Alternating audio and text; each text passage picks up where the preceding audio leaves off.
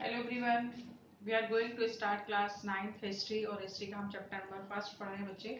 और chapter number first क्या है? French revolution. फ्रेंच रेवोल्यूशन में हमने लास्ट वीडियो में पढ़ा था, जो थर्ड स्टेट के लोग थे उन्होंने अपने आप को नेशनल असेंबली डिक्लेयर कर दिया था और उन्होंने एक कॉन्स्टिट्यूशन को फॉर्म किया, कॉन्स्टिट्यूशन बनाया, जिसमें जो मोनार्की था, जो राजा था लुई 16 था, उसकी पावर को लिमिट कर दिया था। तो आज हम देखते हैं France become a constitutional monarchy. अब बच्चे हम इसमें पढ़ेंगे कि जो फ्रांस था वो कॉन्स्टिट्यूशनल मोनार्की बन गया था। अब ये कॉन्स्टिट्यूशनल मोनार्की क्या है?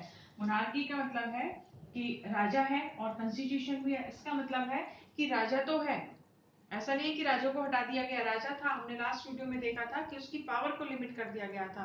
तो राजा तो रहेगा, राजा की पावर तो रहेगी, लेकिन वो कॉन्स्टिट्यूशनल मोनार्की मतलब कॉन्स्टिट्यूशन बना दिया गया है और कॉन्स्टिट्यूशन के अकॉर्डिंग ही राजा को चलना पड़ेगा। मतलब अपनी उसकी कोई पावर नहीं है, उसको वही काम करना पड़ेगा जो कॉन्स्टिट्यूशन के अकॉर्डिंग हो। तो मतलब राजा तो रहेगा, लेकिन वो जो भी वर्क करेगा वो अकॉर्डिंग टू कॉन्स्टिट्यूशन ही करेगा। तो नेशनल असेंबली ने 1791 तक 1791 में नेशनल असेंबली ने एक कॉन्स्टिट्यूशन फ्रेम कर दिया, कॉन्स्टिट्यूशन बना दिया गया, जिसमें जो पावर थी उसको सेपरेट कर दिया गया। और ये जो कॉन्स्टिट्यूशन बनाया था, इसका जो मेन मोटिव था, मेन ऑब्जेक्टिव था बच्चे, वो क्या था? वो था कि जो राजा है, लुई 16 है, उसकी पावर को लिमिट करना, मतलब उसके ऊपर पूरा कंट्रोल रखना। वो अपनी मर्जी से कुछ नहीं कर पाएगा, उसको वही करना है जो कॉन्स्टिट्यूशन में लिख दिया गया है, जो कॉन्स्टिट्यूशन में रूल रेगुलेशन बन गए हैं। तो अब जो पावर थी, पूरी पावर को सेपरेट कर दिया गया। Separation of power, separation of power किसमें? जुडिशरी,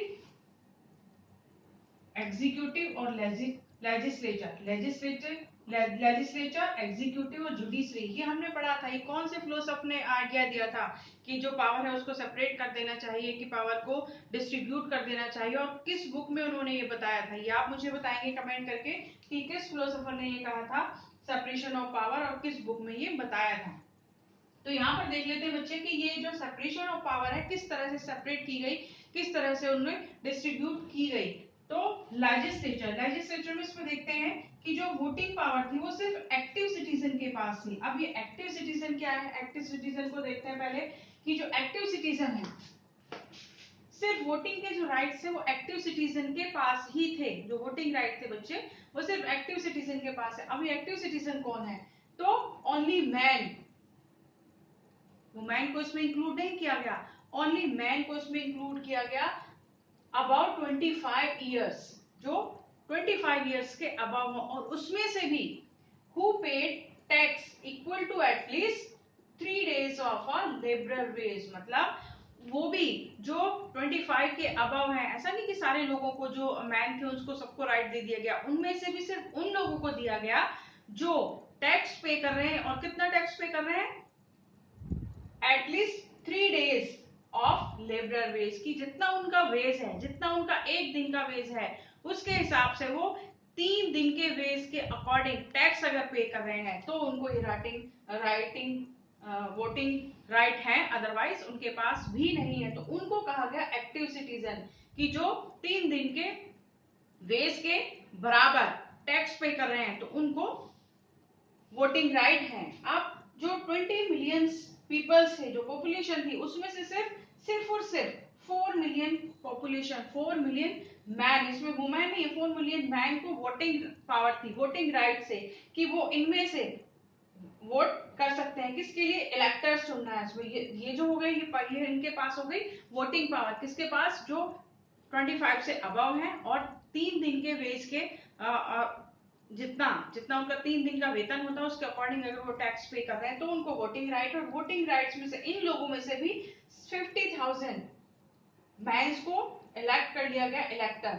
मतलब जो इनमें भी जो हाईएस्ट, इनमें भी जो ज्यादा टैक्स पे कर रहे हैं, उनमें से 50,000 मैंस को इलेक्ट कर लिया गया, जिनको इलेक्टर्स बनाया गया। और उसमें से भी, इसमें से भी जो और ज्यादा हाई टैक्स पे कर रहे हैं, उसमें से 745 मेंबर्स को एक नेशनल असेंबली के रूप में इलेक्ट कर लिया गया कि ये एक नेशनल असेंबली चुन ली गई कि जितने भी 4 मिलियन पीपल्स थे उनमें से जो सबसे ज्यादा टैक्स पे कर रहा है उसमें से 745 मेंबर्स को एक असेंबली, एक नेशनल असेंबली बना लिया गया, इनको इलेक्ट कर लिया गया। और इसका क्या काम था, ये लेजिस्लेचर की पावर इनके पास थी, मतलब यही सारे रूल्स रेगुलेशन को फॉर्म करेंगे, मतलब ये रूल रेगुलेशन बनाएंगे, सारे ये इनको बनाना है। और इसके अकॉर्डिंग इसका और क्या काम था, राजा के पास, राजा तो रहेगा, हमने बताया था कि राजा तो रहेगा क्योंकि वो कॉन्स्टिट्यूशनल मोनार्की है कि कॉन्स्टिट्यूशन के अकॉर्डिंग ही राजा रहेगा, तो राजा है।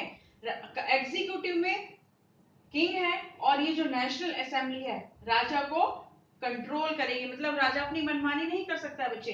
लेकिन राजा के पास एक वीटो पावर है। वीटो पावर क्या है कि जो भी यहाँ पर लॉज बनेंगे, ये नेशनल असेंबली जो लॉज बनाएगी, जो भी नियम कायदे कानून बनाएगी, उसमें राजा अपनी सहमति दे सकता है, हाँ या ना बोल सकता है कि ये सही है या नहीं है। सिर्फ ये वीटो पावर थी उसके पास कि वो यस और नो बोल सकता है। और इसी के अकॉर्डिंग इसमें से कुछ मिनिस्टर्स बनाए गए थे जो इसके अकॉर्डिंग वर्क कर रहे थे। तो ये मिनिस्टर्स और किंग, ये जो नेशनल असेंबली के पीपल थे, ये मिनिस्टर्स को भी कंट्रोल कर रहे थे और ये किंग को भी कंट्रोल कर रहे थे।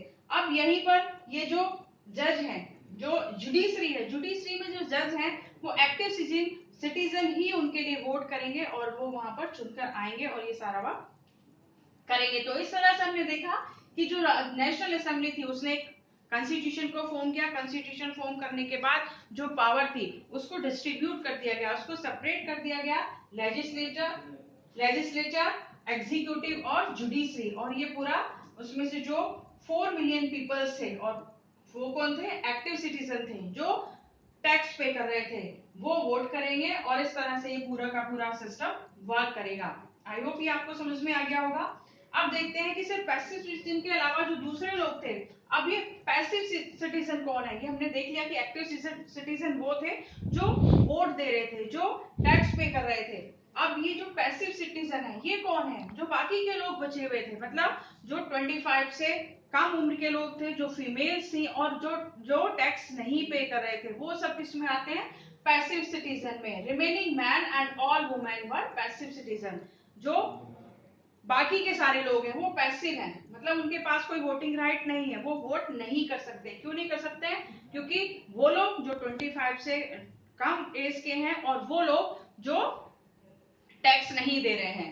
अब जो कॉन्स्टिट्यूशन है, डिक्लेरेशन ऑफ राइट, कॉन्स्टिट्यूशन ने डिक्लेरेशन ऑफ राइट को डिक्लेयर किया मैन एंड सिटीजन्स की, मैन और सिटीजन्स के लिए कुछ स्पेशली जो फोकस किया गया वो मैन पर किया गया, उसमें फीमेल को थोड़ा कम इंपॉर्टेंस दिया गया।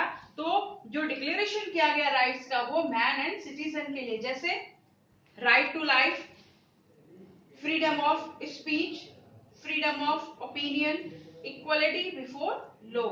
अब इसमें ये सारे राइट्स किसको दिए गए, वहां के जो मैन और सिटीजन है, ये सारे राइट किसने दिए, कॉन्स्टिट्यूशन में, जो कॉन्स्टिट्यूशन फॉर्म किया गया उसमें सारे राइट वहां के लोगों को दिए गए। नेचुरल, अब ये यहाँ पे नेचुरल एंड इनअलाइवेबल राइट, और ये नेचुरल और इनअलाइवेबल राइट क्या है, मतलब नेचुरल राइट क्या है कि हमने जन्म दिया है, तो हमने जन्म लिया है तो हमें जीने का अधिकार है और ये हमसे जीने का अधिकार कोई नहीं ले सकता है, तो ये नेचुरल राइट हमारा हो गया। उसी तरह से कॉन्स्टिट्यूशन ने right to life, freedom of speech, freedom of opinion और इक्वलिटी बिफोर लॉ, ये सारे राइट्स, इन सबको नेचुरल राइट बताया कि जितने भी लोग हैं, जितने भी सिटीजन हैं वहां के फ्रांस के, ये सब उनके क्या है बच्चे, ये सब उनके नेचुरल राइट हैं। और गवर्नमेंट को क्या करना, गवर्नमेंट इन सारे राइट्स को प्रोटेक्ट करेगी, इन लोगों को, वहां के लोगों के लिए राइट्स को प्रोटेक्ट करेगी और ये सारे राइट उनको दिए गए हैं।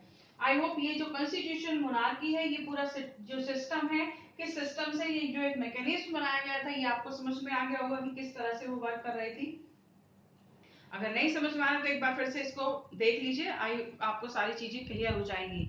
मिलते हैं एक और वीडियो में, till then goodbye, take care.